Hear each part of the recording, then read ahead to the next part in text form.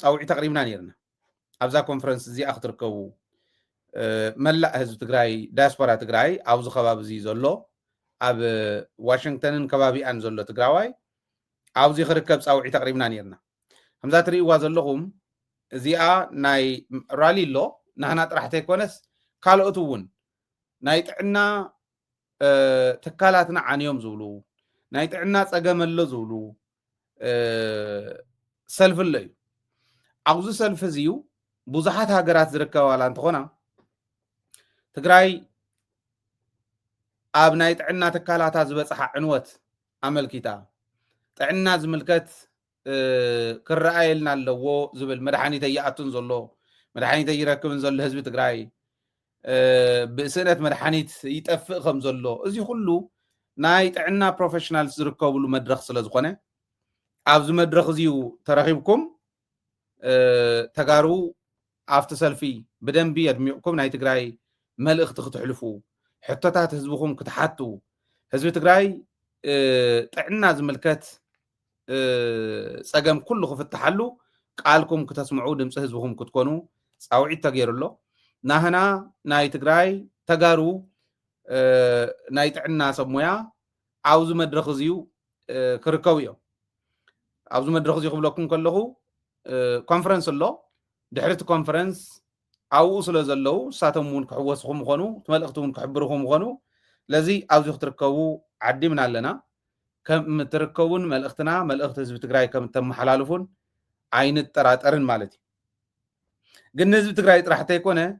የአማራ ህዝቦችም የአማራ ህዝብ የአማራ ተወላጆች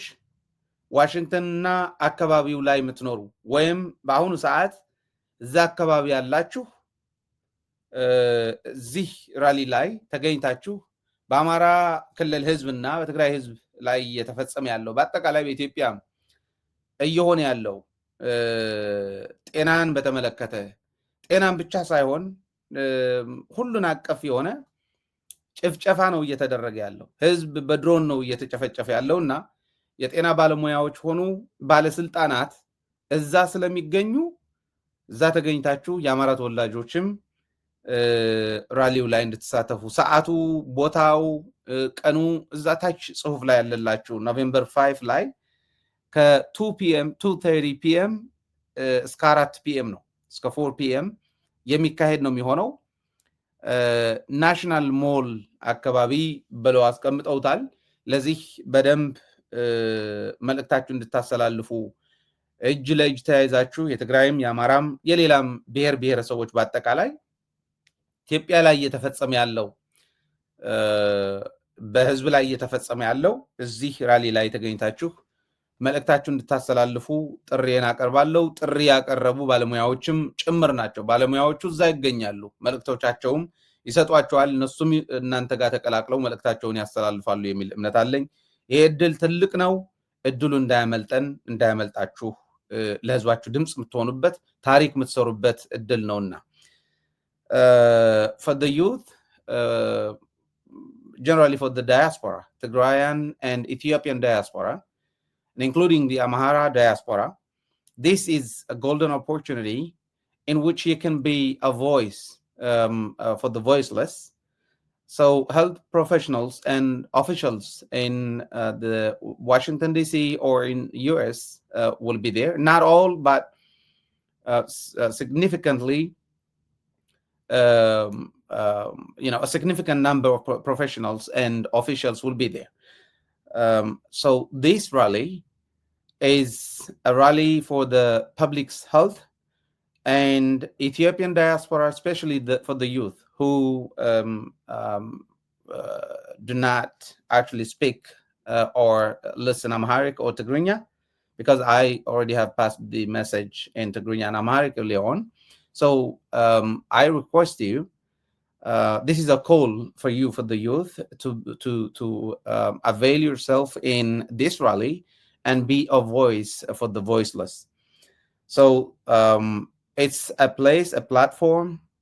or an opportunity where you can pass your message on behalf of your people and stand for your people and also connect with different nationality origins from Ethiopia. The nationalities, Ethiopian nationalities should be there. I already have made my call in Amharic, so I hope you, the youth, who have actually played a significant role in the previous rallies and protests, will be there. That's actually my hope. So this call has to be disseminated to different places. Please share it with your friends and others, and hopefully Dedabit will be there. We will broadcast it directly. A live broadcast will be there. Thank you. ካሊእ ቋንቋ ስለ ዘይውስኽ እምበር ካሊእ እውን ተዝውስኽ ደስ ምበለኒ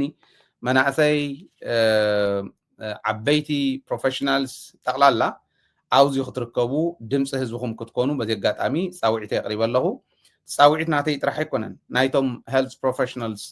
ኣብቱ ኮንፈረንስ ዝሳተፉ እዚ ዕድል እዩ፣ ዓብዪ ዕድል እዩ፣ ንጠቐመሉ ዝብል ፃውዒት እውን ስለ ዝሕለፉ እዩ ደደቢት እዚ ትሕልፍ ዘላ። ስለዚ all diaspora, Ethiopian diaspora, Tigrayan and Eritrean diaspora as well, health related ዝኾኑ ነገራት ሒዝኩም ኣብኡ ክትርከቡ እዩ ተፃውዒት እዛ እንድትገኙ ነው ጥሪው። ስለዚህ በሁሉም ቋንቋ ለማስተላለፍ ሞክረናል። ፕሊስ ሼር አድርጉት። ነገ ነው በእኛ ኖቬምበር 5 ነው በዩኤስ አቆጣጠር ማለት ነው። በዩኤስ አቆጣጠር ከ2:30 እስከ 4 ሰዓት ፒኤም የሚካሄድ ነው የሚሆነው። እዛ እንድትገኙ ጥሪያችን አቅርበናል ማለት ነው።